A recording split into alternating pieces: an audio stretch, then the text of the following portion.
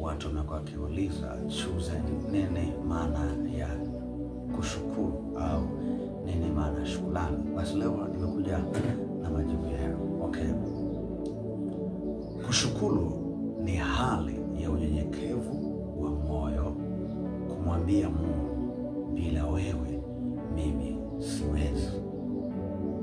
Kushukuru ni hali ya unyenyekevu wa moyo kumwambia Mungu, bila wewe mimi siwezi.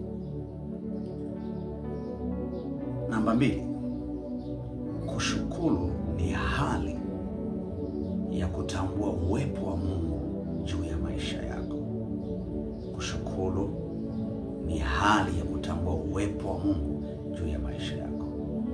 Ukiona unakosa kumshukuru Mungu kwa kinywa chako, kwa sadaka zako, kwa namna yote ile, hiyo inaonyesha kwamba unaona kila kitu wewe ndo unaifanya. Unaona kila kitu wewe ndo unaweza, ila Mungu hahusiki.